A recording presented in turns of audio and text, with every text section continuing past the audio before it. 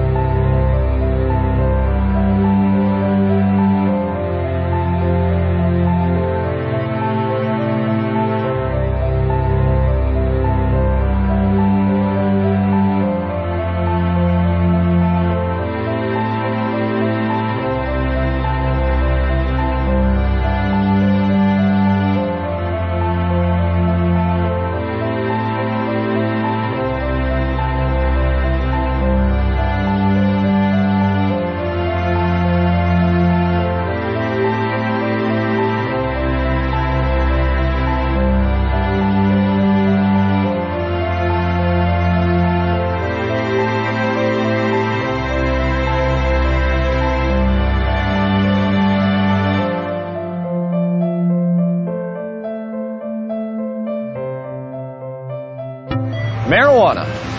It's become big business. A multi-billion-dollar business, both in Canada and the United States. But why has it become such a big business? Here in British Columbia alone, it's speculated that the illegal BC marijuana trade brings in upwards of $7 billion annually. And up to 85% of that product heads south to the United States. Having become an international issue, when do the lines blur? How does a massive underground market like this survive while remaining illegal? Why is marijuana illegal in the first place? And if prohibition is meant to protect us, I guess the most obvious question is, does the prohibition work?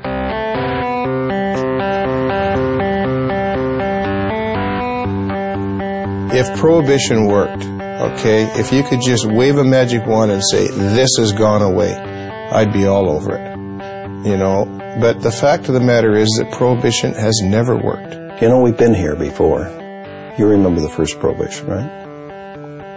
Which was? Prohibition of alcohol. No, I'm talking about the first prohibition. Thou shalt not partake of the fruit of the tree of knowledge. And who was the big cop? And how many people did he have to watch? 2. What are the goals of this prohibition? I assume the goals of prohibition are to reduce the amount of drugs available and to reduce the demand for those drugs. In both instances, cannabis prohibition is an utter failure. Has the prohibition stopped people from using marijuana? You get a phone call and says, I'm from the federal government. I want to know whether you've been using cocaine or marijuana recently. Presumably you might be getting a little bit of an underestimate. In 1937, there were estimated to be 55,000 marijuana users. And now there are estimated to be more than 50 million of them. That's a 100,000% increase. Seems to be quite a few of them. Yes, I'm afraid there are. Whether the drug is criminalized or decriminalized does not affect the rates of smoking of cannabis, either uptake or of discontinuation. So what are the dangers of using marijuana? I don't know. I don't know. Gives you like a rapid heartbeat.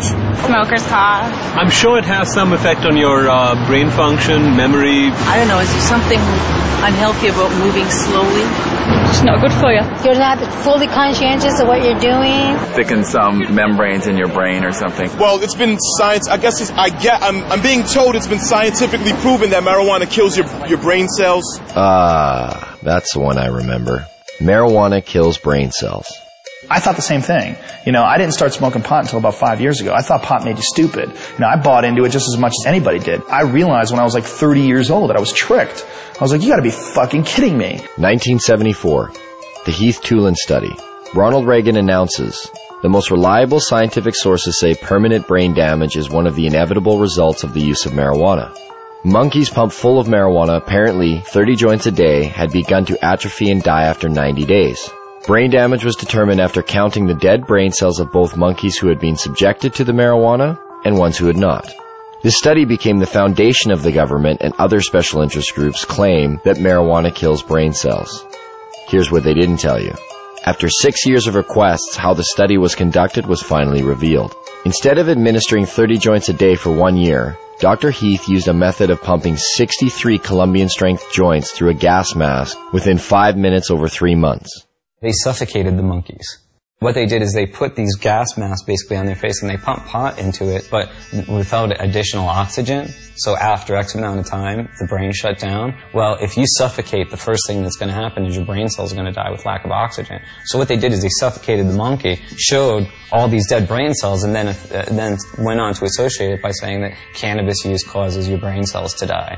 And how many people, not knowing the origin of the study, have gone on to quote it and re-quote it. And now people believe it. Studies since have shown no signs of any brain cell damage.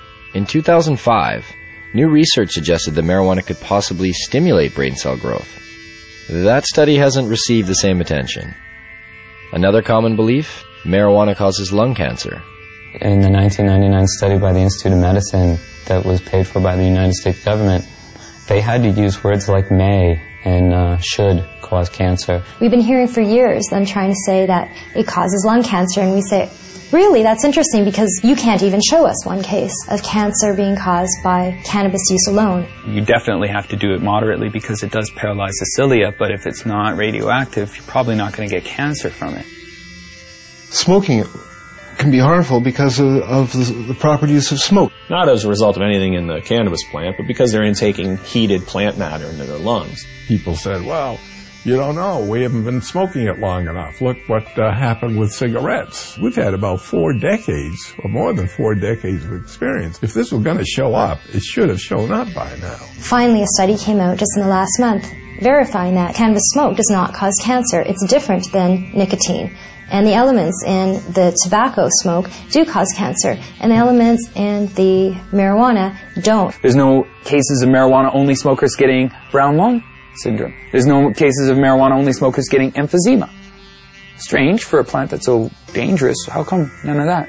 Marijuana is as bad for you or worse than tobacco? Impossible. If they had the evidence, they'd be putting emaciated bodies or emphysema, lung cancer, black lungs, they would be parading them throughout the media. They don't have one. Yet people somehow or other think that it might cause the same thing. In fact, if you look at the straight deaths from substances, a different type of picture starts to appear. The #1 killer in the country? It beat out AIDS, heroin, crack, cocaine, alcohol, car accidents, fire, and murder combined. Tobacco. That's a nasty, dirty thing to say, son. A lovely, pure white cigarette causing cancer. It gets me right here. With an average of 430,000 deaths per year, considering it's a #1 killer, it's interesting to know that tobacco receives government subsidies and is grown with radioactive fertilizer.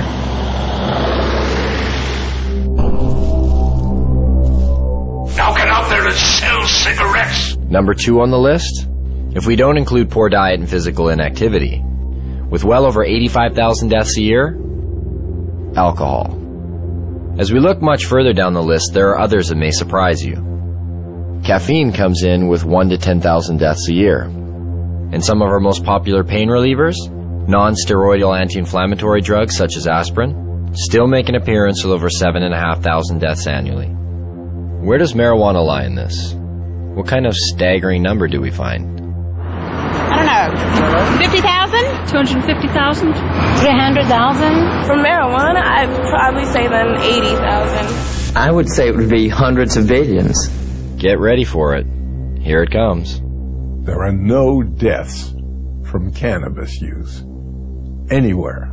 You can't find one. In 10,000 years of known use of marijuana, there's never been a single death attributed to marijuana. There's 400,000 deaths in America alone every year that are directly attributed to tobacco. I've heard that you have to smoke something like 15,000 joints in 20 minutes to get a toxic amount of delta-9 tetrahydrocannabinol. I challenge anybody to do that. And even in the animal studies where people have loaded the animals up with doses that would be hundreds of times what a human could possibly be exposed to, no, the animals don't die.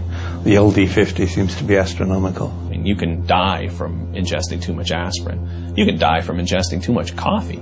The drug warriors who say we have to protect society, save these people, are being just a little bit disingenuous.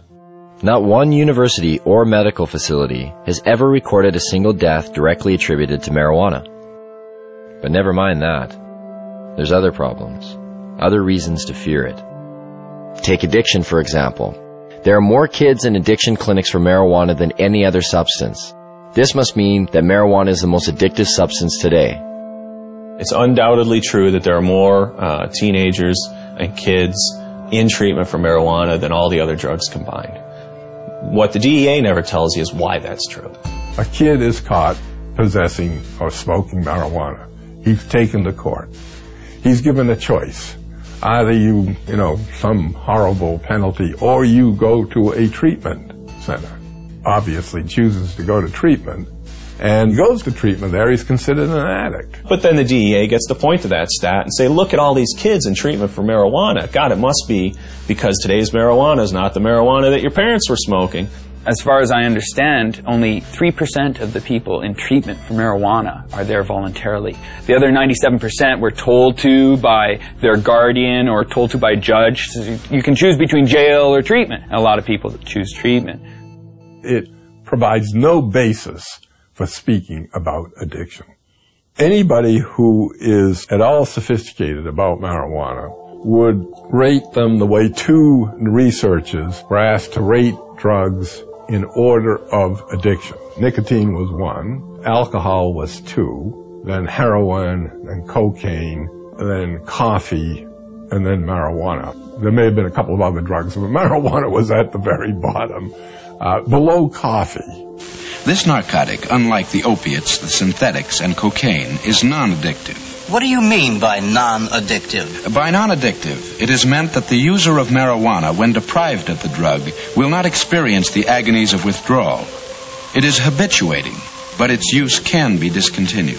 Then what is its danger? It's used as a scapegoat for covering up underlying problems in people, especially young people. Here I am. Don't ignore me. If you use marijuana on a daily basis for a year or so, and you stop using it, you're going to notice some differences, but nothing like the kind of withdrawal people will experience in withdrawing from either tobacco or heroin. But why would the government and the DEA want to put a statistic like that out there? We'll learn more about that later. The gateway theory. Is marijuana a gateway drug? Yes, I think it is. I don't exactly know why, but I know it is. It opens a doorway to other drugs. It makes you want to experience more. It makes you feel good. Yeah. People want to experience something else and, have I guess, more dreams. Its greatest danger lies in the fact that it is a stepping stone to the harder drugs, such as morphine and heroin. That's why there are people that want to legalize marijuana. They figure if they can get the young people of this country onto hard drugs, they can destroy your generation, or in this generation. You know, in the days of Harry Anslinger, it was called the stepping stone hypothesis. If you stepped on this stone, marijuana, you were bound and determined to go on to the next stone, which would be one of the so-called hard drugs.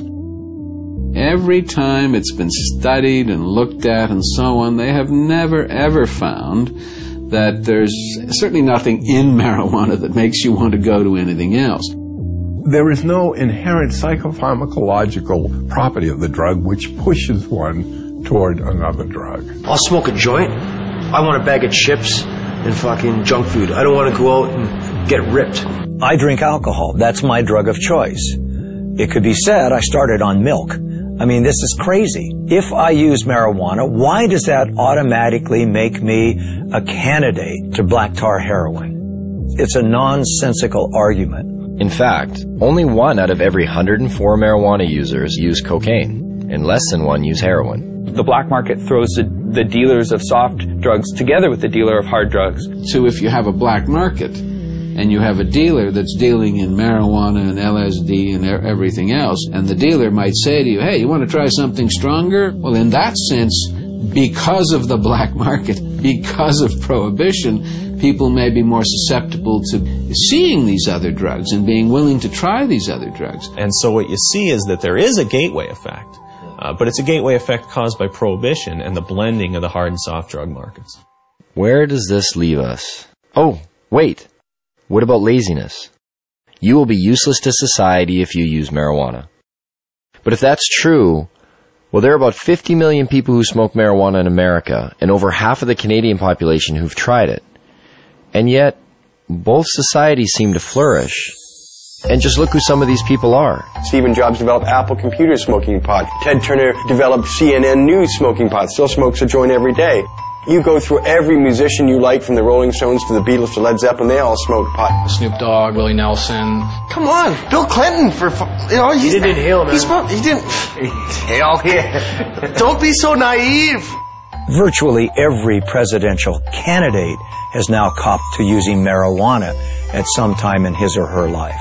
A few times in the Army, I tried marijuana. It was not a significant part of my life. I had a senior law enforcement official tell me that in his judgment, up to a quarter of the White House staff when they first came in had used drugs in the last 4 or 5 years. The people that have personality problems and the people that are going to be lazy and going to lose their job, they're going to lose their job anyway. They're not losing their job because of marijuana. That's just a lie. I love Tommy Chong. I think that a lot of the Cheech and Chong episodes that people believed, not knowing that Tommy wrote and directed the movies, thinking that, you know, that's what a stupid stoner looks like. No, actually, that's what a really brilliant creative genius looks like, acting like somebody you think's a stoner. And none of this is borne out in the research or when you look at people who are long-term users and happen to be lawyers, judges, doctors, and, you know, writers. But what about the potency of the drug? Marijuana is dangerous. There's higher THC levels than ever before. Anytime you got a bag of Colombian dope 20 years ago, it was way better than the Mexican swag that you normally got. So there's always been a range of THC in plants, and the fact that we can now grow stuff that's equivalent of what Colombian was 20 years, well, it doesn't mean that we're boosting THC to unheard of levels. It just means, you know, hi, there are some nuances in this discussion that people should be aware of. And I actually think that it's a real stroke of our own ego to think that for the 50 or so years of Prohibition that we've improved upon varieties that have been cultivated for drug use in places like India and such for thousands of years. People say, well, you can abuse marijuana. Well, shit, you can abuse cheeseburgers, too. You know, you don't go around closing Burger King because you can abuse something. I can take a fucking fork and jam it in my eyeballs. That mean forks should be illegal? You know, I could jump off a bridge. Should we outlaw bridges? Let's nerf the world. But what about all the crime and violence associated with marijuana? From beat cop to police chief, I saw ample evidence of the harm caused by alcohol and the absence of evidence caused by marijuana use. And I mean the complete absence. I cannot recall a single case in which marijuana contributed to domestic violence, crimes of theft, and the like.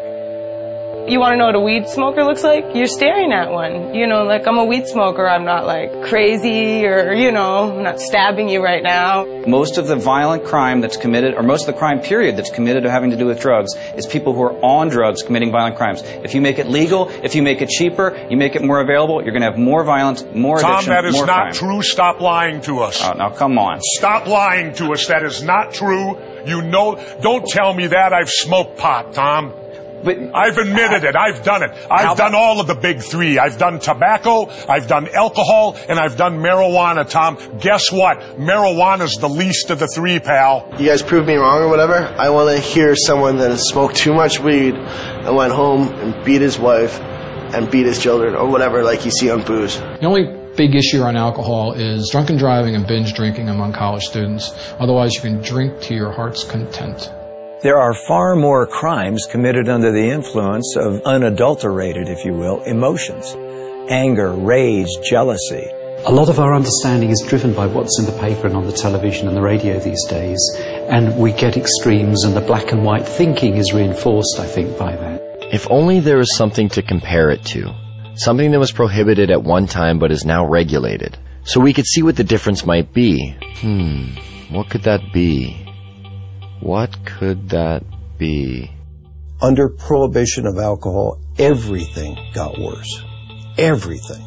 Alcohol prohibition really birthed and gave rise to massive organized criminal groups within the United States. It led to a general disregard for the law and a general disregard for police activity because it was a law that most people didn't obey. Would you have supported the prohibition of alcohol 75 years ago? Well, I'm glad you brought up the alcohol example. I mean, as a governor, you must have known firsthand the cost of alcohol. I hear this argument a lot of times, like alcohol. That isn't what I asked you, Tom. I asked you a specific question. Don't give me spin.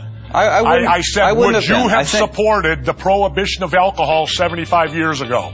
I don't think I would have. Why? Because alcohol, for better or worse, and a lot of times for worse, it's a close call, is a long entrenched and ingrained part of our culture and our society. I mean, you go back thousands of years, the first writing is about alcohol, the Bible, everything else. It's really hard to reach in Tom, wait and a pull minute. this out of Let society. me inject something then. Then if you believe that God also made the marijuana I'm talking plant, about society. I'm talking about our Wait, culture and our society. You just said the Bible. Alcohol poisoning went up by 600% during Prohibition. There were more speakeasies in large cities like New York City under Prohibition than there are taverns and liquor stores today. Sure, one can point to alcohol as being a continuing social problem, but we don't have people shooting each other over alcohol. When alcohol was prohibited, people lived at that time to know the difference between prohibition and non-prohibition. They could see that the prohibition of alcohol caused the emergence of gangsters in the underworld that took control of these substances. Alcohol then was no longer in their control. Could this be the same for marijuana? It strengthens organized crime, without a doubt, because you have to be a criminal to sell it. It's that simple. This brings crime into it. That's why the benefits and the ability to make money is so huge in it. Weapons were used to intimidate people, and we've seized approximately 50 weapons, sawed-off shotguns, and most of them are loaded. Where's all this competition we've heard so much about? Do you call these prices low? Marijuana is just a weed, and marijuana is worth more ounce for ounce than gold. You don't find legal commodities, at $200 an ounce. You don't even find them at $200 a pound. Heck, most things are $200 a ton for corn and grain and barley. That's why when you walk 10 pounds of marijuana across the border into the United States, it becomes worth 20 pounds. You create an artificially inflated value for that drug that is so huge that people decide it's worth murdering people in order to control this market. I think the Fraser Institute called cannabis prohibition a gift of revenue to organized crime. But what do growers and dealers think of this? Would you like to see the government in the future legalize marijuana here in BC? Stealing money from us? I know I wouldn't like to see it legalized. The government would control and regulate the product, and that could potentially hurt a lot of people in the industry. How can you compete with factories have perfectly rolled out doobies? They'd perfect it, and we'd all be out of money. It makes for strange bedfellows. You've got the police and the high-level drug dealers both agreeing that we should maintain this prohibition.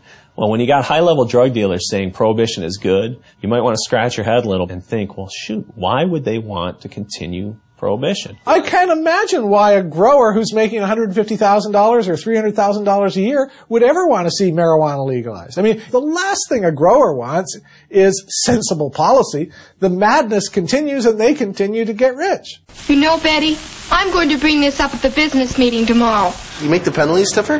You know what? Good. For those people who are not getting caught, price goes up. See, so not only do we allow them to tell us how much drugs are going to be supplied, the potency of those drugs, who they're going to sell to, where they're going to sell them, just to make sure they get it all right, we let them keep all the profits. So you've got essentially a Wild West. You've got an unregulated market in which anything can happen. It certainly may work for things that people generally accept, but if you try to prohibit something that's in demand, that the people want, then it's pure folly. And without control, it's hard to regulate areas of concern, like keeping it out of the hands of our children. There have been some studies that suggest heavy sustained long-term use from adolescence to adulthood has the potential to exacerbate symptoms of those with a genetic predisposition for schizophrenia. And although there is strong evidence that refutes this, it does lead one to question, could there be a better way of deterring children from using, rather than letting dealers decide what age is appropriate? For the last 10 years, our children across the United States have said that it's easier to buy illegal drugs than it is to buy beer and cigarettes. It's harder to get beer because you have to go through a regulated establishment that's going to check ID, that's going to have those safeguards in place, that isn't just going to sell it to you because you got $40 in your pocket. The guy down on the street corner, he doesn't want to know how old they are. He don't want to see an ID. He says, show me the money. And if they get the money, it doesn't matter if that child is 4 years old. They're going to get the dope. If you can't control the sale of the product, how on earth are you going to keep it out of the hands of kids? Could we be the creators of what we now see as some of our biggest problems? Have our solutions been prelude to our worst fears? The use of the criminal law for the basis of public health is a wholly bad idea, no matter how you cut it. It doesn't work. You cannot legislate morality. One person can say it's immoral to legalize it just as much as someone can say it's immoral not to legalize it. It doesn't get you anywhere. You have to have a rational policy debate by talking about the consequences. Now, I've had young people tell me that, well, your generation had a martini and that was your crutch, and why can't we have our own kind of crutch? You know what? Why don't you be a generation that doesn't have to have any kind of crutch? It's a lot easier argument. If you just say, oh, it's immoral, then you don't have to debate why it is that alcohol kills so many more people than marijuana, or why it is that tobacco takes 7 years off your life and we can't establish that marijuana does anything particularly. If people do drugs and they commit crimes while on those drugs, they should in fact be punished.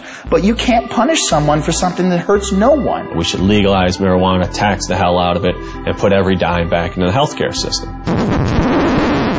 Taxation and legalization? Doesn't that seem a little extreme?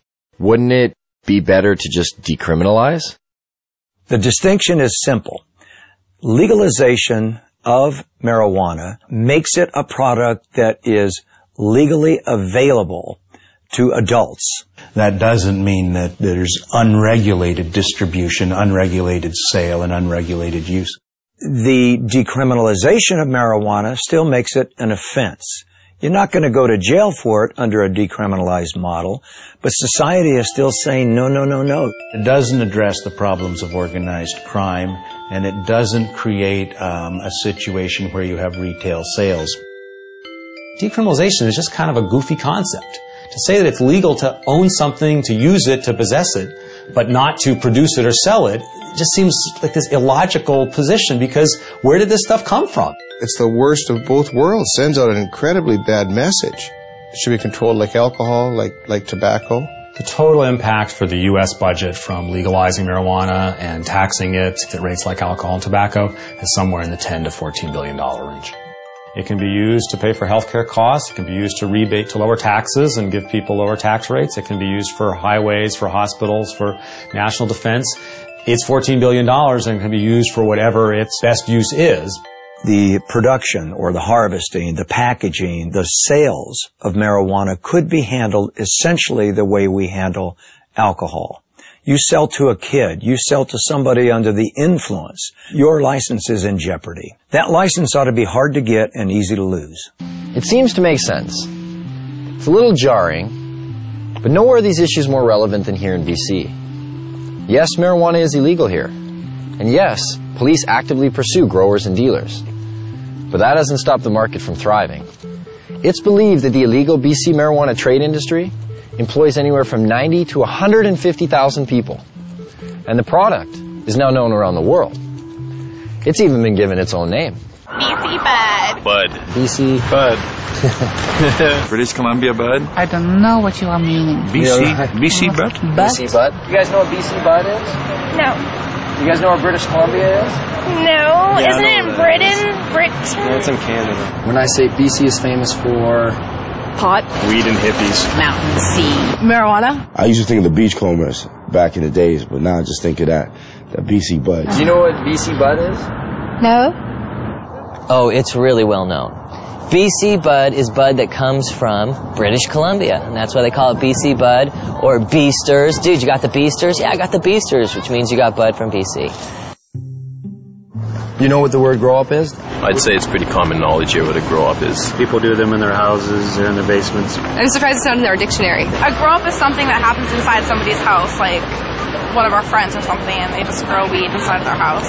Do you know anybody that's growing marijuana? I don't, well, no. Kelowna, my hometown. With a population of only 100,000, Kelowna is said to house well over 1,000 grow-ups. A police officer stated in the local paper, if they were to bust one grow-up every day for a year, they would still be nowhere near getting rid of them. And Kelowna is not alone.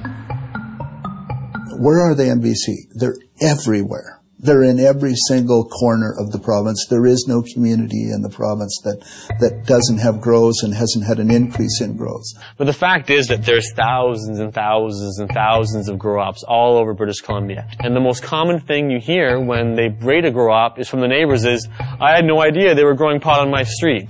You know, if you actually took my estimates seriously, that there were 17,000 grow-ops in British Columbia in the year 2000, if you took that seriously, you're looking at roughly 1 out of every 100 dwelling units in British Columbia. We need to have a sense of that. Not bad for a province with a population of only 4 million people. It's certainly changed a great deal from the 70s and 80s when it was an import-export business to the domestic production business of the 90s and beyond. That would make us Columbia North. We're talking a lot of production. The reality is that there's a huge range of people involved in the marijuana industry in British Columbia. It's not a hierarchy. People don't beat you up if you go into the marijuana industry. It ranges from people growing a few plants to members of motorcycle clubs and others possibly being involved in the business. Police at one time used to attend to every single call that came to their attention. Somebody would call and say, I think there's a grow. Police would do an investigation, do a full investigation. Well, that has dropped over 7 years to where it's only about half the time. But it seems to me that if we look around and talk to people who are living in the real world, one of the things we discover is that we don't understand it very well. And when we see these numbers like 1% of all dwelling units potentially are involved in marijuana grow-ops, it certainly ought to give our politicians perspective on what it is they're trying to do. So how does one find these grow-ops?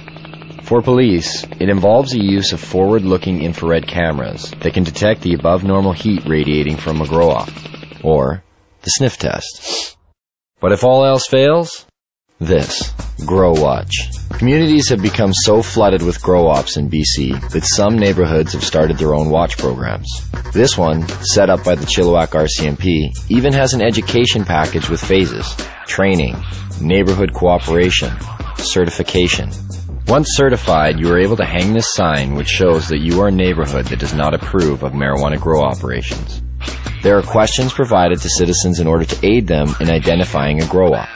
Questions like, do the residents keep to themselves? Was the sound of construction heard coming from the basement soon after occupants took over the residence? Is there condensation visible on the windows? Is the yard unkept?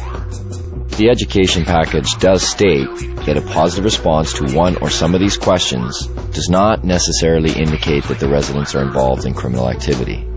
Maybe that's a good thing.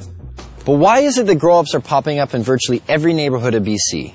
How much money can actually be made by simply growing some plants in your basement? And what do these grow-ups look like anyway?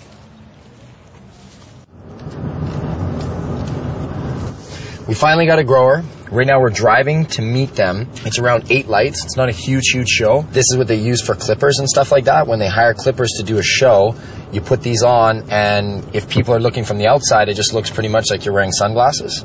But when you're on, I mean, I can't put them on right now because I'm driving. Won't be able to see. This is everyone's getting glasses. Director, thanks. Other producer. Where's my phone? We'll just wait for the phone call, so we'll keep in line for when this comes to. Oh, I see a vehicle pulled up. Maybe that's them. Hello? Okay, so put the glasses on. Okay. Now, can you tell them we're just going to have the camera running, but we're going to have the lens cap on? Is that cool? Okay. Yeah, no. Hey, Diggs, we're going to have the camera running, but we're going to have the cap on so there's no video. Shit. Yeah, just do it. Just keep it on. Just put the cap on. How are you guys feeling? Feel that heart rate increased? So you're coming in the back seat? Yeah, I'll ride over. Okay, cool. You want the camera? Yeah. Cool. You're not feeling motion sickness? Oh, yeah, now I'm feeling sick. You know, we're just going to hold people's arms and kind of guide them inside. Yeah, that's what I was saying, so I don't fall on my face here.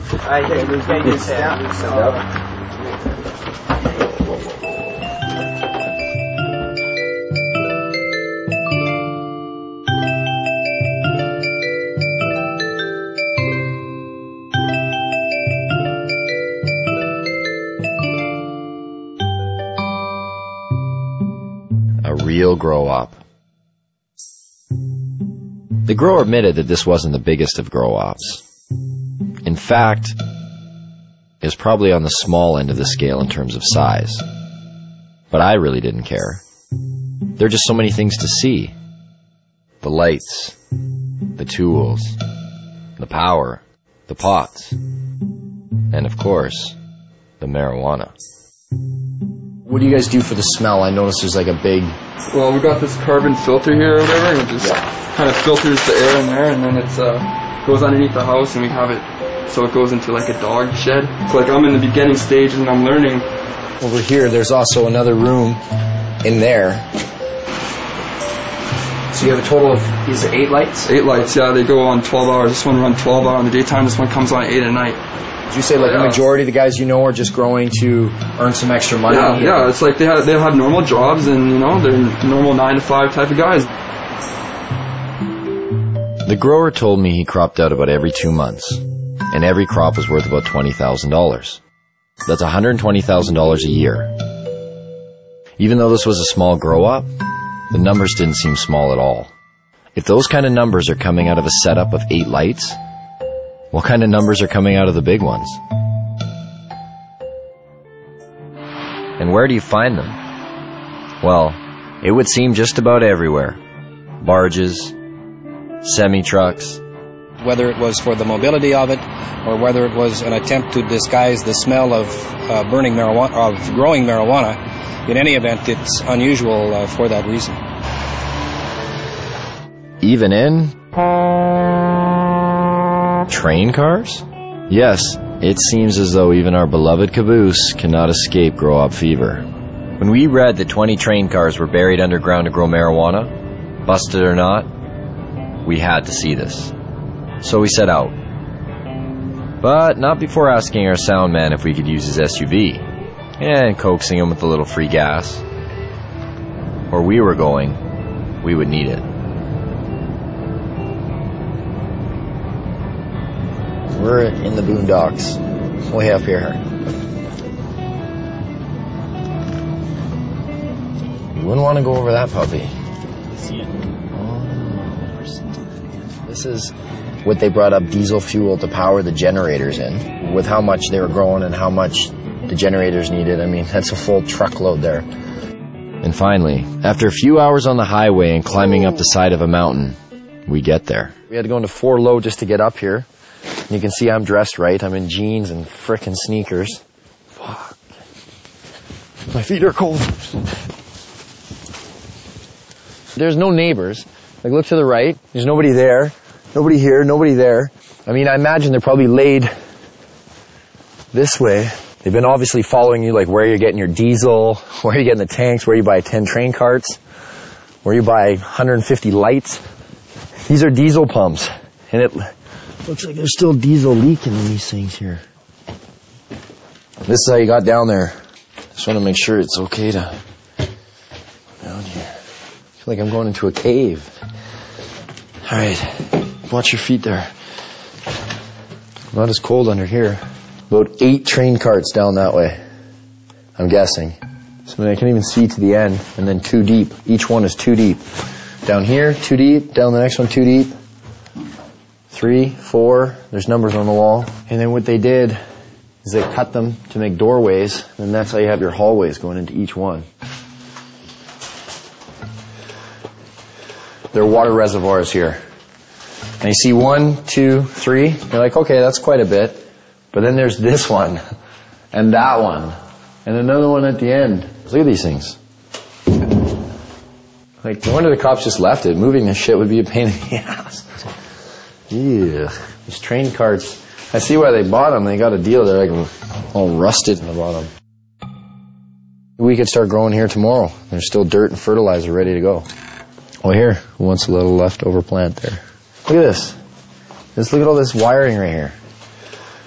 You can see the cops have come, severed everything.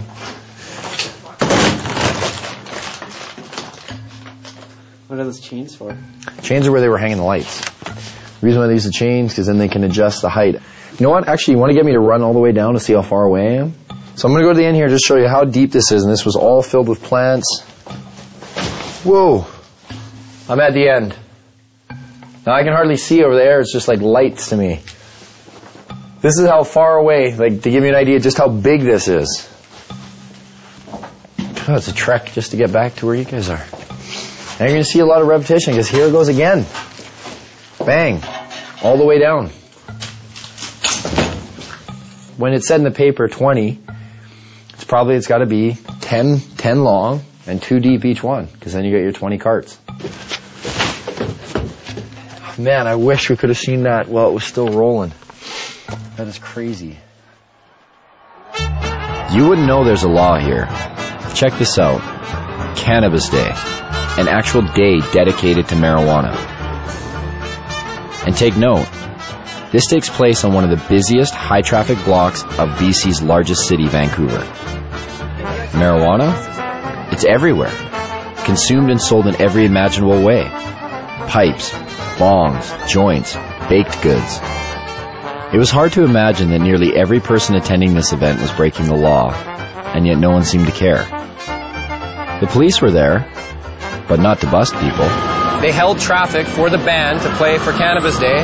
Now they went back to their side of the street. Sure, no problem, brother. No problem. Flying with the 5-0. One of the organizers told me that in all the years this event has taken place, there's never been a violent incident, except once, by a man who's believed to be under the influence of alcohol. We heard there was a jazz festival happening at the same time on the other side of the block. It wasn't doing quite as well, but there was one group doing all right. Right up there, as you can see, is still Cannabis Day going on, but right here, not even a block away, is a church retreat, and they're selling donuts. I was like, well, what do you guys think about the rally? And they're like, we need to pray for them. And I was like, well, you guys are selling food for them, right? And I'm sure they've sold record amounts today, I guess, too. So we'll see. We'll get an interview here shortly, hopefully. The interview never came. There was so much marijuana, it was unbelievable. I think we almost all got contact highs just from being around the smoke. But I did get a donut. I did purchase some of these on the way out. Those church girls got me. A culture of marijuana has been established in BC. From paraphernalia to cafes, from seed selling to its very own political party, the BC Marijuana Party, even bakers.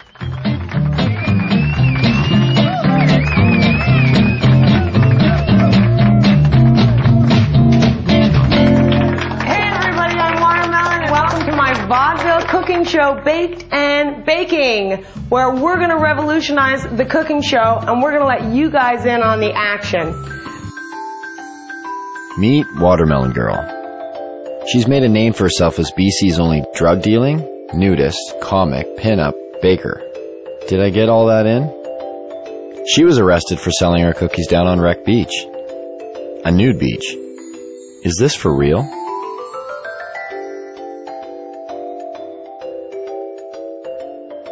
I'm like the Heidi Fleiss of weed. I tell everybody, like lawyers, doctors, like there's no proverbial yo G, like none of those. Like all professionals come in through my house. A lot of people with money, a lot of people in politics. You don't want to know who comes through here. My mother was a baker and her mother was a baker, and we just bake. So I made these pot cookies and I started selling them. It's hard to ignore such a large demand. So if you got arrested one time on Wreck Beach, right? Yeah, I've been arrested more than once. Allegedly trafficking ginger snap cookies. Allegedly trafficking ginger snap cookies. So I'm assuming not regular ginger snap cookies, right? The one with that snap crackle pot. But even the judge is like, uh-huh. You know what I mean? Like he's seen violent crime after violent crime, and then along comes the cookie girl. Cops are supposed to come and remove undesirables from communities, and I clearly was not an undesirable person in my community. Like, somebody else needs cookies. Actually, I just got picked up by the National Speakers Bureau, so I actually go on speaking tour to universities and talk to kids about marijuana. Oh, really? Yeah, it's like the most genius. I'm like, you want me to talk about marijuana? We're like, okay. And they pay me to do it. Lock up your kids. This is a heinous crime. So at some point, one might ask oneself, how does an industry of this size function while remaining illegal? Where does the money flow? Who's profiting off of it? Is there really $7 billion floating around the province unaccounted for? Maybe people are feeling the effects and they don't even know it. Turns out there seems to be a system. Some have even given this system a name. Well, a lot of people here in town and stuff consider it a union, right? Union? Yeah, the union, and it's like a different, it's a different term for pretty much industry. It's this underground thing where there's so many different tradesmen and different people all working together. You have to work together with people that you trust because it's illegal to do what people are doing here. So this is how the so-called union breaks down. And of course, there are many exceptions to this, but this is the typical setup. First, you have a home or landowner. He doesn't take on much responsibility. He is simply the legitimate owner of where the grow operation will take place. All he has to do is pick up a briefcase every 3 months and pay off his mortgage. His hands are clean because he can claim ignorance if the grow operation is busted. Oh, I'm sorry, officer. I didn't know they were growing marijuana there. Then you have his 50-50 partner, the contractor, who will provide the equipment and hire the grower or grow himself. The grower is known as the fall guy. Why the name? Because that's exactly what he is. If the operation is busted, he takes the fall. Once the crop is matured, clippers are then hired. They prep the weed for distribution by cutting away the excess leaves and stems. What a lot of people don't understand is a part of the marijuana plant that people smoke is the bud, which in essence is the plant's flower. It's not the leaves. Clippers are generally hired on an hourly wage starting around $20. Tax-free, of course. Once the marijuana is ready, in steps a weed broker. He's not always required, but sometimes the partner with the equipment needs a broker to buy his product and then sell it for him. In the event that a broker is required, it usually means the weed is headed south to the United States. In that case, the broker will buy the pot for somewhere between $1,800 and $2,000 a pound. He'll then hire a border jumper, a risk taker, someone who has the balls and hopefully the wits to get the product over the border. Some of the most common ways?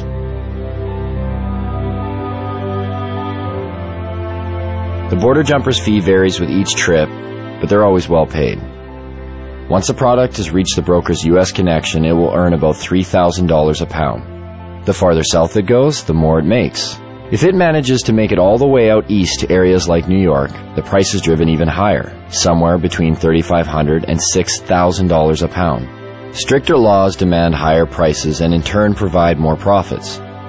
In Miami, 7 to 8 pounds of BC bud will trade for 1 kilo of pure yayo. Cocaine. That in turn makes its way back up to Canada. And sells for anywhere from $30,000 to $35,000 a key. If the marijuana manages to stay in the province, it will usually sell for around $1,800 to $2,000 a pound, depending on how flooded the market is. This is just the tip of the iceberg. The union embodies a slew of businesses and services, generating profits both directly and indirectly for the province. Some know they are involved and others choose not to acknowledge the benefits they gain from it.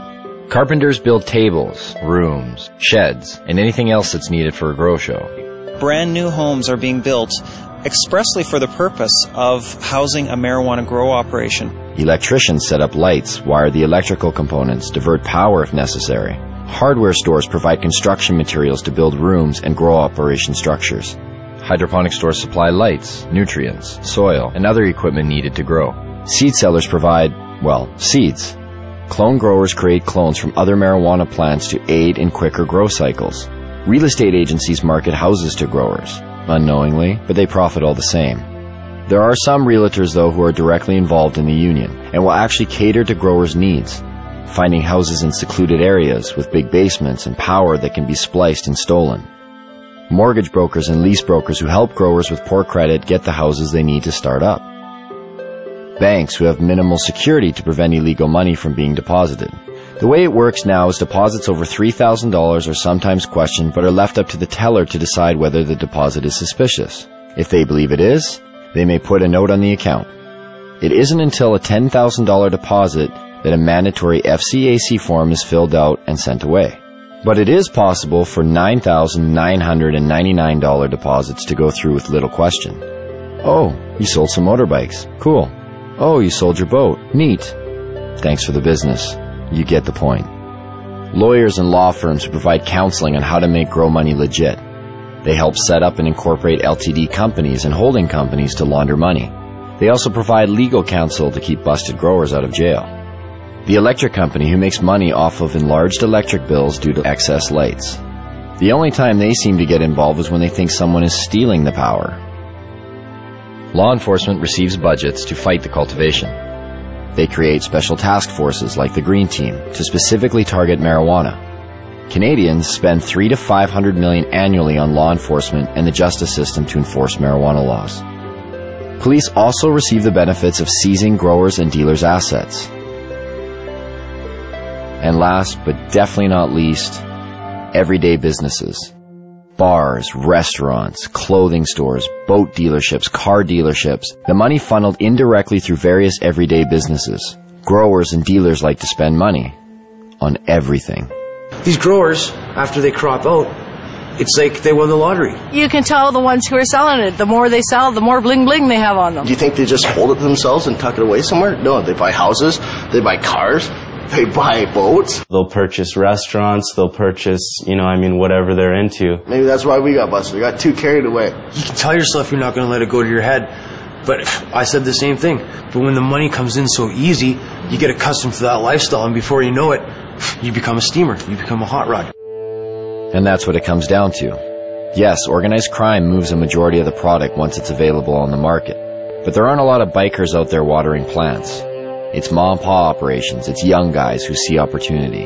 It's not easy to make that type of money doing anything, especially if you've been going to school for, the past 4 years and you see this random other guy, watering plants in his basement coming out of it with an extreme amount of money.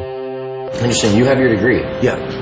And then you're in the... Yeah, I made the choice to put that aside and start growing weed. I could be making $33 an hour, which is a great wage, but really, why would I want to do that when I have the knowledge to make in a whole year in 2 months?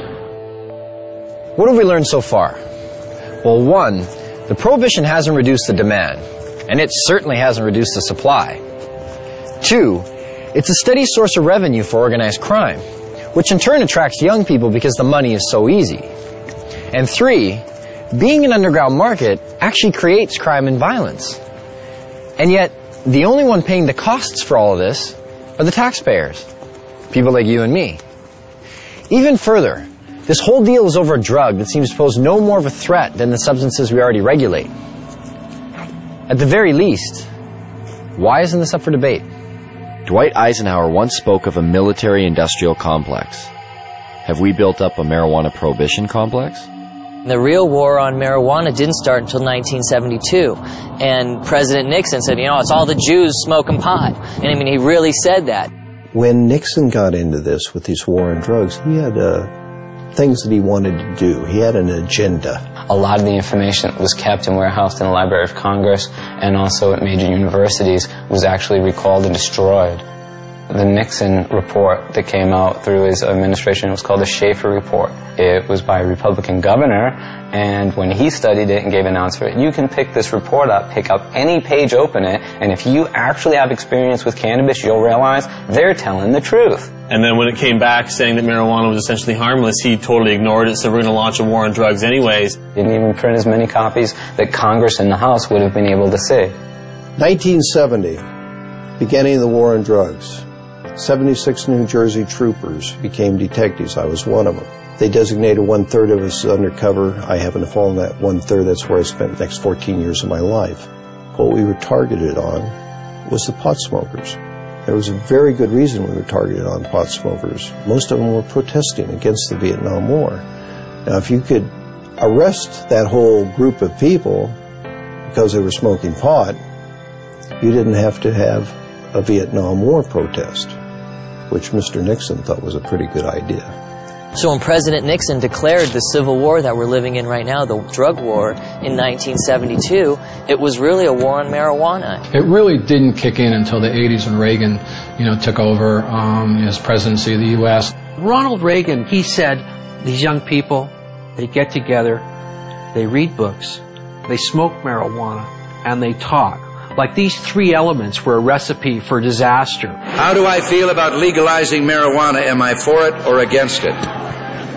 I am totally against legalizing marijuana. And And make no mistake, in the U.S. government, the focus of their war on drugs is cannabis. The focus of their rhetoric is cannabis. It's certainly used as a poster child for all drugs. When you see an ad for drugs, it's always the marijuana leaf that goes up. It's almost like a religious jihad, more powerful than going for the gusto. Causes people to think. When people think, they question. They question things like, say, the war in Vietnam, or race separation of blacks and whites like they did in the 30s in the jazz clubs, or women's rights, or the Gulf War, or oil wars. It's real simple. You put your loafers on, you put your black socks on, you get in your car, you have your briefcase, you say hi to your neighbors, he mows his lawn just like you do, and things keep moving along in the same direction they always have been. That's why marijuana laws exist. There are, in my opinion, people in government at all levels of government who know that it's not a winnable war, and yet they continue to pursue it. Acceptance of drug use is simply not an option for this administration. Often we go to debates and it's a police officer debating us. Okay, the police are supposed to enforce the laws. They should not be arguing for or against laws. That's not their job. Well, what is their job? Is it to enforce laws that exist on the books, or to determine the policy of the laws that are made? The way to justify the policy is to create a lot of fear and then spend a lot of money combating that. Quite frankly, if you took the using population of all the other illegal drugs combined and you eliminated cannabis from that equation, there wouldn't be a big enough drug problem in either this country or the United States to justify the massive expenditures that go towards fighting the war. The amazing thing is the small amount of enforcement that is necessary.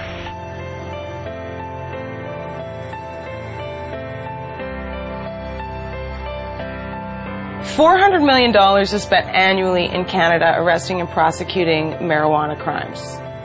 The total budget in Canada for all drugs is $500 million. That means 4/5 of the drug budget goes towards arresting and prosecuting marijuana users, leaving 1/5 for crack, heroin, coke, crystal meth, the date rape drug, whatever. The drug enforcement industry is big business. It's self-perpetuating. It relies on taxpayer dollars. And so it's an endless battle that the DEA doesn't win, they participate in. It's like doing a big budget movie, you know. You get $30 million to do a movie, and then the movie comes out and it doesn't make any money. But someone made $30 million. Every once in a while they'll show a guy, you know, posing beside a big bunch of marijuana, you know, this is the DEA money at work. It'd be like asking loggers about saving trees, you know what I mean? This is where their mainstay of their cash flow comes from. The campaign will continue until every available known plot of marijuana has been eradicated. We've got to live with it, doing the best job we can. Even if it's a bad job? We're all carrying a pretty impossible load, Miss Gibson. There are many, many police officers, however, who believe that it ought to be legalized, regulated, and controlled. They see the hypocrisy between our existing laws relating to alcohol and marijuana in their day-to-day life, shift after shift after shift, and they get it. But they don't want to lose their jobs. They don't want to lose that promotion to sergeant or the assignment to detectives. They want to be a chief someday, and they don't want to piss off the people in power. Judges, lawyers, prosecutors, defense lawyers, prison guards, there's all of those people in the criminal justice industry. Are their interests being protected? Well, in a sense, yes, they are. Defense bar, similarly, we make money. The more things they prohibit, the more money we make. Sorry I'm late, Kent. I was delayed in court. You still have large numbers of people being busted for simple possession. If you look at the stats, in terms of drug offenses, the largest group are still simple possession of marijuana. Every time you blow a marijuana cigarette, you take a chance on blowing your future. Oh, come on, Pop. All my friends smoke pot. They're not criminals. Only because they haven't been caught yet. If you do drugs, you will be caught. And when you're caught, you will be punished. 750,000 Americans every year are charged with pot possession. That's nearly 1 million people, and whether you go to jail or not, your life is in serious trouble. And that number of annual arrests for marijuana now rivals the number of arrests for murder, rape, robbery, and aggravated assault combined. You will never get over a conviction. A conviction will track you every day for the rest of your life. For instance, you remember that guy that used to smoke but didn't inhale? Former President Bill Clinton. This is not a big issue with me. I never even had a drink of whiskey till I was 22. Now, if Mr. Clinton handed me that marijuana cigarette when he was standing in a circle with us, it wouldn't matter whether he inhaled or not. He would have become a dope dealer, wouldn't he? Just like all those other people that went to jail. Never to be an attorney, much less the President of the United States. But the marijuana laws protect us. They make our lives safer. They send us the correct moral message. That's how 19 out of 21 nations have gone down the drain before us. Internal decay. The breakdown of moral, ethical, and religious principles. If you've been caught, a young person in the U.S., with so much as one marijuana cigarette, you can't get a loan or grant from the government to go to college. If you've been convicted of murdering somebody or raping someone, no problem. You go right down, they'll give you the loan. I guess the message is it's okay to rape and murder and pillage, just don't smoke a joint afterwards. First thing that John Ashcroft did after 9/11, sent out a strike force to take down the LA Cannabis Buyers Co-op. That really helped national security a great deal. And what else helps national security? Taking down top criminal targets. In 2003, the U.S. government put aside money to do just that. $25 million for the head of Osama bin Laden, $15 million each for the whereabouts of Uday and Qusay Hussein, Saddam's sons, and a $12 million budget to go after one of the most dangerous men of all, this man. Can you tell us what exactly you were charged with? I was charged with conspiring to sell paraphernalia. Operation Pipe Dreams was a brainstorm of Attorney General John Ashcroft. The Internet has been illegally utilized to sell these illegal products and to facilitate large illegal businesses operating in the open. A sting operation that busted people for selling paraphernalia to a particular county in Pennsylvania where they were willing to prosecute. Because there's two states, Pennsylvania, Iowa. Void were prohibited. Well, it was prohibited to send it to Pennsylvania and Iowa. A man like yourself that is, an established actor, comedian, you're not a criminal. Like, why do you think they targeted you? Well, because our movies were #1 rentals in America. What our movies did was really show the hypocrisy of the pot laws. In fact, when I went to jail, they had it in the transcript that our movies have influenced children for 30 years and will continue to do so forever. Therefore, I should go to jail. You got to remember, they were going into Iraq, and they needed some diversion as far as headlines go. And they equated the billion-dollar paraphernalia business with aiding terrorists. This was a legitimate company paying taxes. I was just the face on the bone. They charged me. I had nothing to do with the company. I never shipped anything to anybody. It wasn't even his company. He just loaned his name to it. 51 people were arrested under Operation Pipe Dreams. Only one person, Tommy Chong, went to jail. But if I didn't plead, they threatened my son and my wife. Tommy stands up and volunteers to go to jail, says, yeah, okay, that's my paraphernalia. Leave my wife and kid alone. He's protecting his family. What kind of force was used on the day you were arrested? There's over 20 SWAT team people, visors, automatic weapons, helicopters overhead. They had news trucks, Fox News trucks outside. They had the media on the ready. It was a photo op for everybody. They asked, do I have any drugs? And I said, yeah, I got pot, and they wanted to know where it was, so I told them. They said, well, it's not really a drug bust. I said, well, then what the are you doing in my house, Then they said, it's about bongs. We're bringing down all the bong companies in America. And with Tommy safely behind bars for 9 months, the United States drug war reset its sights, this time across borders. In downtown Vancouver, just outside the U.S. consulate, a bunch of people had gotten together and were having a rally for this guy named Mark Emery. He had evidently been selling seeds, marijuana seeds, to the wrong people.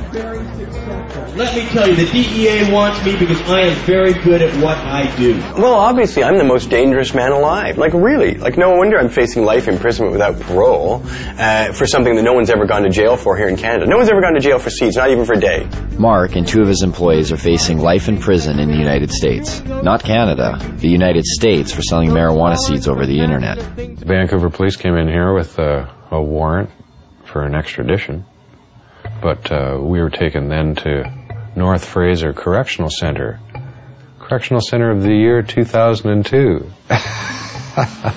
Beautiful facility. Mark Emery has gotten in the face of the United States. The U.S. sees Mark Emery as a major political threat to its anti-cannabis agenda. In a press release from Karen Tandy, head of the DEA, she said that this is not only the end of marijuana trafficking, but it's a blow to the marijuana legalization movement. I gave just under $4 million away over 11 years to Supreme Court challenges, ballot initiatives, political parties, drug addiction clinics. Well, if you're the DEA, who the hell do you think you're going to go after first and foremost and as viciously as you can do it? I think they even admitted it themselves when on the day of the raid, the DEA announced, he's a legalizer. We're shutting down one of the biggest legalizers. The legalization movement won't have a pot of money to draw from. Ha ha ha ha. Mark Emery has never gone to America and sold a seed. He does it all from here by mail order. And it's akin to Canadians ordering, a machine gun from somewhere in America. It's against the law, and if we receive it here in Canada, they come and arrest us for receiving the machine gun. They don't go to America and say to Colt, "Hi, we're arresting you because you sent a machine gun to someone in Canada." No one's been sentenced to any time in jail in the history of Canada in 35 years. We've had this law. 2 people, me and Ian Hunter in Victoria, were fined. There's all sorts of seed businesses still open. Mark's the only one out of about 50 retail cannabis seed businesses in Canada that's been charged. Mark has been paying the Canadian federal government taxes on income he has made from selling seeds. The government relied on the existence of these internet seed sellers so that patients who had qualified for medical marijuana exemptions, who were bugging them for seed, were being directed to these internet seeds, and Mark Emery specifically in some cases is the place to get their seed. It puts Canada and our government in a very difficult position because they've either got to hand over a Canadian citizen to a foreign government for activities that were entirely done in Canada, for which our own government, our own police are not willing to charge him. If the Canadian authorities who rubber stamp this shit think that what I've done is so bad, then charge me. I should be tried by a jury of my peers. I'm not about to be tried by my peers at all. I'm about to be tried by foreigners. At 420, a time synonymous with smoking marijuana, everyone lit up. And for those who didn't have marijuana to light up, again the police were close by, and again they didn't seem to care. One officer had mentioned she was bothered by the smell of the smoke. It was kind of confusing. How could we be sending Mark Emery to prison for life in the United States if even our own police aren't finding it worth their while to bust people smoking it right in front of them? That's not the only thing that's confusing. The marijuana that's consumed in the United States, how much comes from Canada? I don't know much about Canada. I don't either. Maybe 20%? I'll go with 35. 35%? And a quarter. 50%. 50? 50%. I would say about 60%. 60%? 70%. Yeah, 70-80%. At least 80% of it. Ooh. I don't think it's all that much. Most of it is here.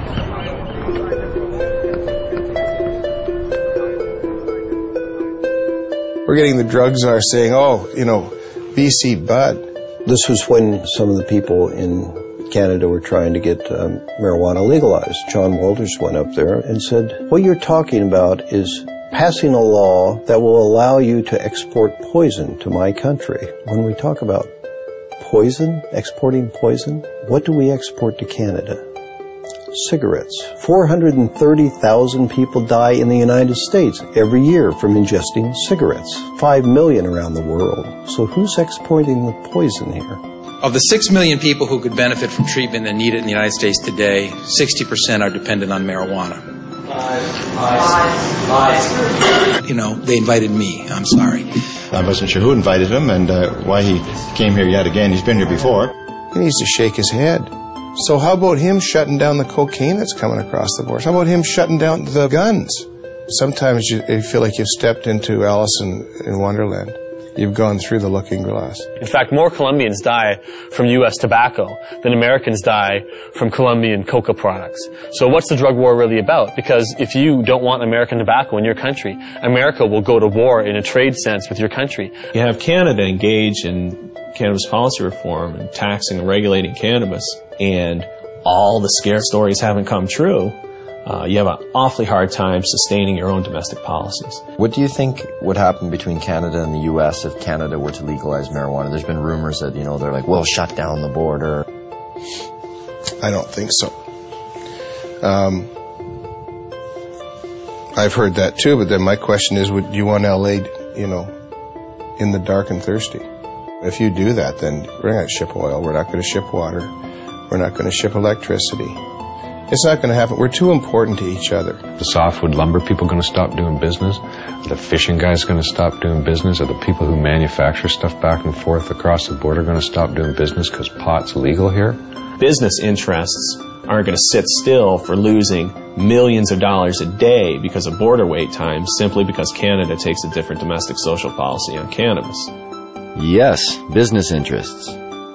Sometimes they just seem to pop up. And every so often in the most unlikely of places. We have seen an explosion in prison construction that lags only slightly behind the explosion in incarceration. There are more people in jail in America now than ever before. In the United States, it's one of the fastest growing industries. Some major investment companies at one time described private prisons as one of the best investments you could make. So you can make more money building prisons than any other type of investment. They're extraordinarily expensive to build. They're even far more expensive to operate and maintain. Right now in the United States of America, the biggest growth industry is the privatized prison complex. Japan, for instance, incarcerates at 38 people per 100,000 population. The United States incarcerates at a rate of 726 people per 100,000 population. In a 20-year period, the prison population in the United States quadrupled. We have just shy of 5% of the world's population and almost 25% of its prisoners. Even South Africa, at its worst, didn't have as many prisoners per capita as America has now. Texas just built 77 prisons in about the last 20 years. We find state treasuries on the verge of bankruptcy as a result of prison construction.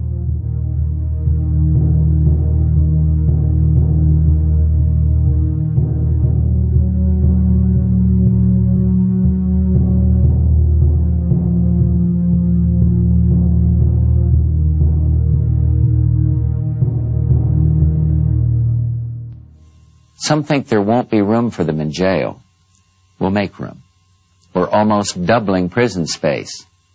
Some think there aren't enough prosecutors. We'll hire them, with the largest increase in federal prosecutors in history. In the late 80s, there were about 5 privately run prisons in the United States. By 2005, that number had reached over 260.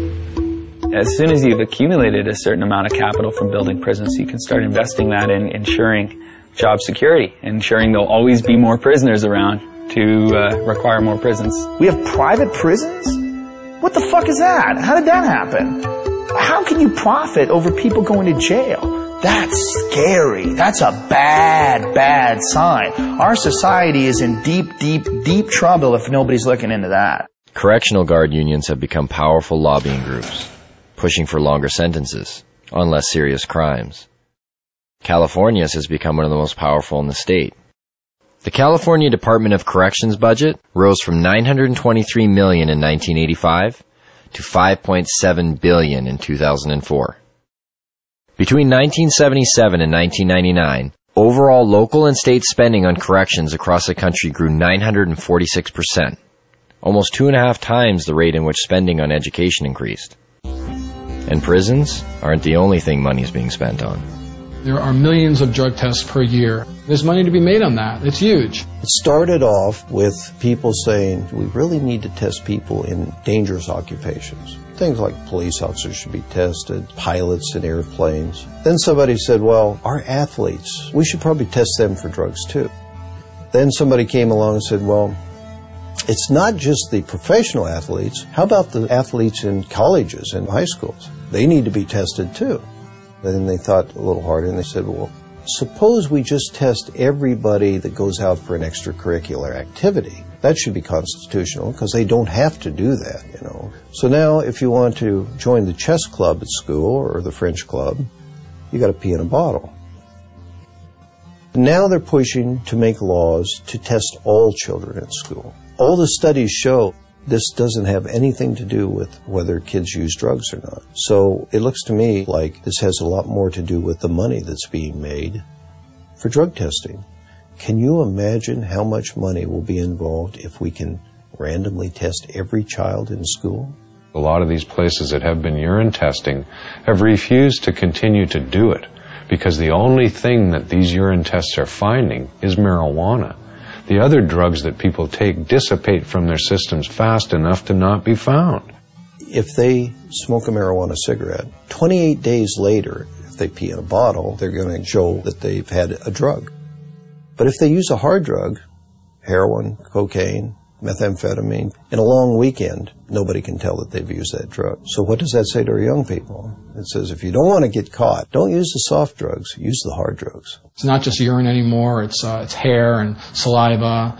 They'll do blood testing. There's industry there. This is money. They're not doing it for free.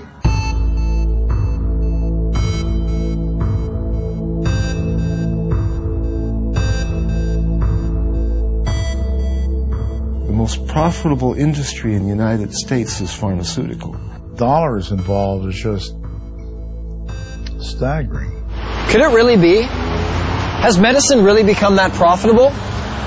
The fact is it has. In 2005, U.S. prescription drug sales rose 5.4% to $251 billion. And global pharmaceutical sales rose 7% to $602 billion. Now, why would pharmaceuticals be threatened by a plant?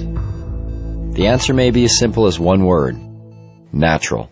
Because a significant amount of research to date has confirmed or suggested that marijuana in its natural state is still the most effective form. Can you imagine a world where you or I wouldn't have to pay for certain medicines?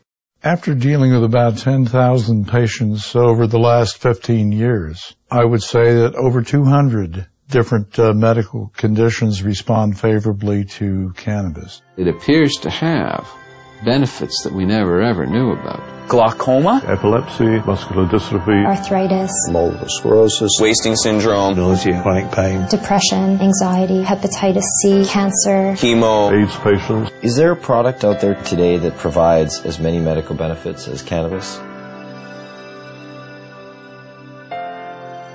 No. It remains an unutilized major resource.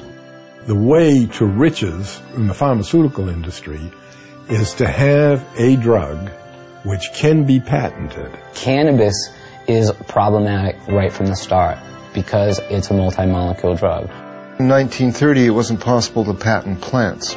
And that's the reason that pharma never picked up on this, because by synthesizing and owning compounds, that's where the profit motive comes into the pharmaceutical industry. The patent in the United States lasts for 20 years. Well, you can charge whatever you want at that time, and that's where you make the killing. There's no money to be made off natural plants. If you can use a natural medicine that you can grow in your own home, which costs pennies to use, you're going to do that. You need water and dirt. Not only that, you have that plant forever.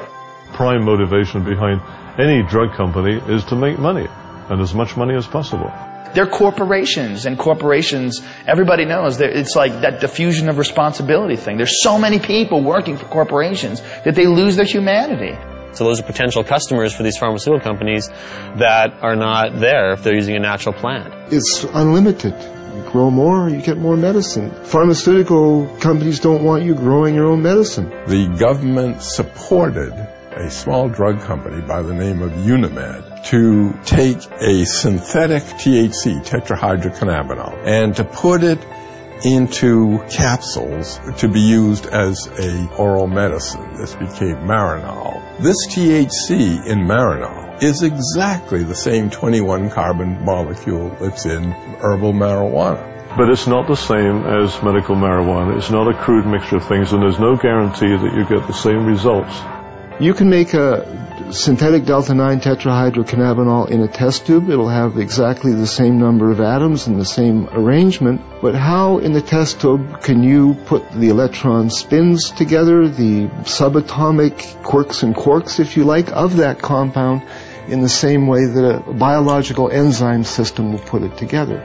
It can't happen. In the case of a synthetic compound, if it's only an ingredient from the cannabis, they can formulate that as a drug and make a lot more money out of it. We're confused that if, you keep hearing that there's no scientific proof to medicinal benefits of marijuana, why are there drugs like Marinol on the market? Why do they even exist? Well, that's part of this double talk about it. If we take and change it a little bit, so you believe it isn't marijuana, then it's okay. It's a great medicine.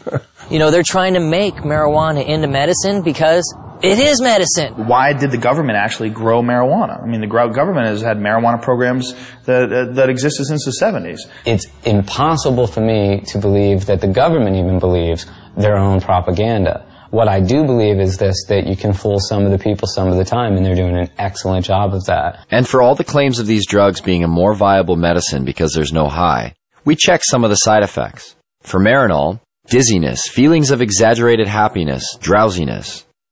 Last time I checked, those were signs of getting high. If it is indeed side effects of marijuana that are preventing the pharmaceutical world from accepting marijuana as a viable medicine, then they better start paying more attention to the products they've been marketing for years. Every year, prescription medicines kill over 100,000 people. The pharmaceutical industry has been excellent at convincing the public that they need their potions. If you watch any kind of commercial for drugs, they're always using the third person. For example, where does a headache come from? It comes from out there somewhere. Don't sell the steak, sell the sizzle. How many people in this country alone are addicted to antidepressants? How many people who are on antidepressants really have imbalances, and how many of them just got off of a bad relationship and they're depressed? It seems to be acceptable to give people something as long as you're wearing a white smock or you've given them a legal prescription. Doesn't matter how deadly the particular drug might be in terms of side effects. What we call modern medicine is actually the alternative medicine because it's highly experimental, it's often dangerous, often toxic, and it kills a lot of people. To me, it's crazy. There's a lot of stuff out there that'll affect you in different ways. Look at aspirin, heroin, both invented by Bayer. I thought heroin came from opium seeds. And just natural effect of opium, you keep making it more and more concentrated. No, you have to add certain chemicals to it and tweak it a certain way. It doesn't just come from opium itself. What was heroin made for? As a cure for morphine addiction and coughs. Heroin, the sedative for coughs. Pseudoephedrine. That's the main ingredient in methamphetamine, is to cure the cough, the cold. If you get a cold, oh, I think I'll do some meth. When you look at it from a large perspective, like, what's weed? Even Francis Young, the DEA's own judge, who took medical testimony for over 2 weeks, made this statement. Marijuana, in its natural form, is one of the safest, therapeutically active substances known to man. Yet, despite this, and the ever-mounting number of real-world patient success stories, cannabis remains listed as a Schedule I narcotic. Under that category, marijuana is classified as having no known medical value.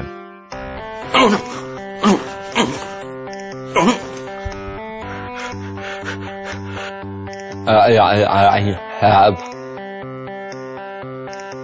multiple sclerosis. Hold on, don't wait. When we first met Greg, his shaking was so severe that he informed us that he would need a few puffs of marijuana in order to participate in the interview.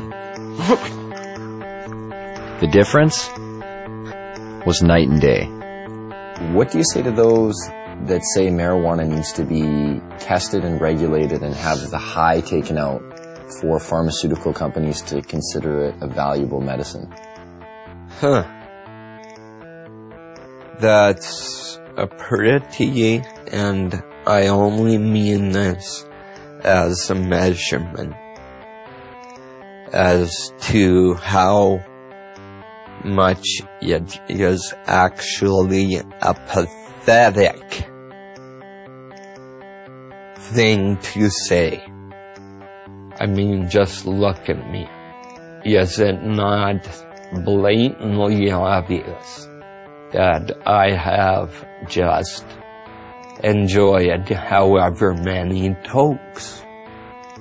I look happy. Greg has been using marijuana for years and stated to us that he's never experienced any negative effects. I'm never. I need my marijuana. That's stupid. It takes away my discomfort, let's call it. It does enhance my very being. Where do you think you'd be if you didn't get to smoke it, like dealing with your pain?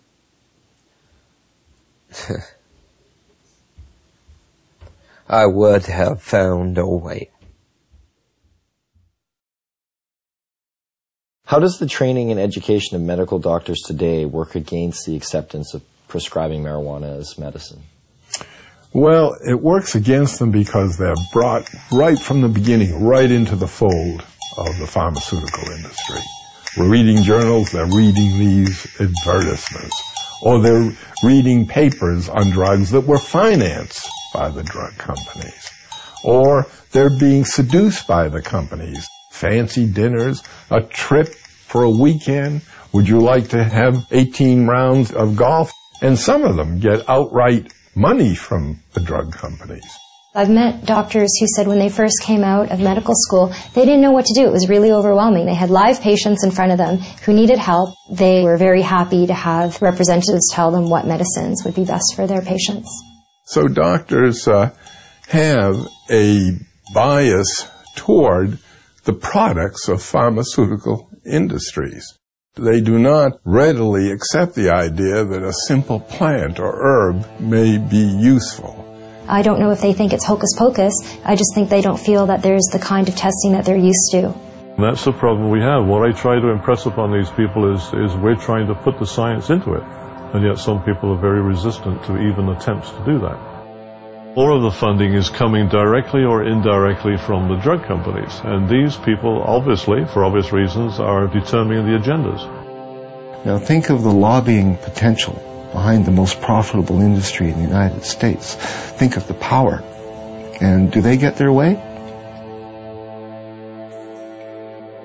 Why can't we explore its medicinal potential? Why can't we use it to make more products? To myself and people involved in this business, it stopped making sense a long time ago. The common response is really the medical marijuana is a stalking horse for legalizing it. And so what? What do they want? We should be making use of this plant. And really, that's all I can say. The restriction, the prohibition is all, in my mind, just stupidity. And I don't condone stupidity. And that's a problem. How do politicians, after years of promoting claims of marijuana's harms, pushing for larger drug war budgets, constructing political platforms based on a stance that vilifies marijuana, and being lobbied by big business, how do these same politicians now reverse their stance? What politician can come before their constituents today and say marijuana should be decriminalized when yesterday they said it was evil and dangerous? Their constituents are going to want to know why you changed your mind. Were you lying to us or were you stupid? Either way, you're not getting elected next time. Whoops, we made a mistake. You 17 million people should not have been arrested. Some of you jailed, some of you fined, some of you lost the handle on your career. One way to bypass this problem in the face of ever-growing empirical evidence is to divert attention. Add a word. Medicinal.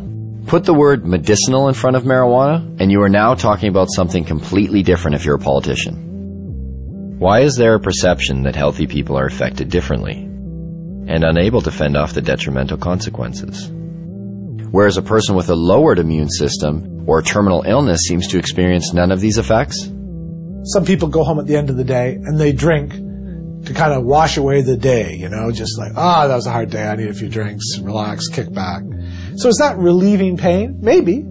Or is it pursuing pleasure? I don't know. So if you think about this in the context of cannabis, it also has relevance. The government's a lot more likely to forgive cannabis use if it's for relief from pain. If it's in pursuit of pleasure, that's a problem. And I think that points to something about our culture that's a little bit odd.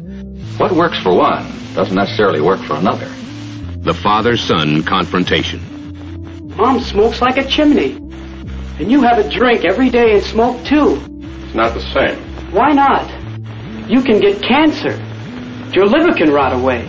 They believe today, and I'm disappointed in the media, that it hasn't brought this information, this new information to the people of this country more than it has. They believe that marijuana could well turn out to be the most dangerous drug that is in use in our country today. If you're a politician, you can get elected on a get tough on crime platform. We're going to lock up all the marijuana cultivators for a long time because you're preying on the fears of the public. Spokesmen for giant special interest groups, whether those special interest groups be law enforcement or whether they're private prisons or whether they're pharmaceutical companies or whether they're oil companies. We have spokesmen for gigantic corporations that are trying to calm us and get us to press the right button in the voting booth. Everybody that gets in has their own agenda. They're beholden to their own lobbyists, so they don't go in and check the work of anybody before them. That's not their job, because God forbid somebody come in there and check what they do afterwards. I understand why politicians may be reluctant to act on their principles, but our politicians need to read their own polls, because this is one of those cases, and it happens a lot in life, where the people are ahead of their leaders. Hempfest. The largest event for cannabis in the world. A showcase of modern-day hemp. Sure, they used this stuff 70 years ago, but what good is hemp in a world like today? A world that appears to have everything it needs. It opens a whole new market. It opens a whole new market on every level. You can harvest off the seeds, you can harvest out the inner pulp and the end of long stem fibers. The fiber itself is the strongest natural fiber in the world. All the clothes I'm wearing today for this interview are hemp. All the clothes I actually always wear are made out of hemp. Been so since probably '94 when I realized I could buy clothes made out of organic fibers that lasted longer than cotton. You can eat hemp seeds, and it contains all the essential amino acids and fatty acids. It makes fuel. You can make biodiesel out of it. Hemp is an excellent source for biofuel. When you grow hemp for fuel, every crop unleashes a huge amount of oxygen into the environment. And in fact, the same amount of oxygen that you lose when you burn it off, you gain back. So it's a closed cycle, ending the greenhouse effect. There are so many hundreds of strains of industrial hemp that you can grow hemp almost anywhere in the world. Not everywhere in the world, but almost everywhere in the world. So just that alone makes it a resource for fuel. That is the solution, is to stop using fossil fuels and nuclear energy. Stop using them entirely. And using wind and wave and sun more, and these biofuels. People will get it, especially as the gas prices go up. It's the highest quality paper there is. I mean, it's archival quality. The words tree-free paper don't make sense to people. Hemp paper that you find in the museums that are hundreds of years old haven't even yellowed. To supplement the wood, we could solve the deforestation problem. Why isn't it cost effective to use hemp versus the forest industry right now? The simple answer is because you can't grow the hemp in the United States. As far as human beings are concerned, it's probably one of the most useful plants ever. If not the most useful plant ever. And it's illegal. Industrial hemp is not a drug, though it is of the same species as marijuana. It's a completely different variety of plant, similar to comparing a Chihuahua with a St. Bernard. You can't get high from industrial hemp, but you can get high from marijuana. This is the only industrialized country in the world that doesn't grow industrial hemp. I mean, think how crazy it is that we can eat the product, we can sell the product, we can wear the product, we can export the product, import it, manufacture it, everything but grow it. We can't grow this thing. It's criminal. And there you have it. After 2 years of research, our quest for answers has only left us with more questions. And the only thing that really seems to make sense is that none of it makes any sense. It's a weird thing that you do when you make nature against the law.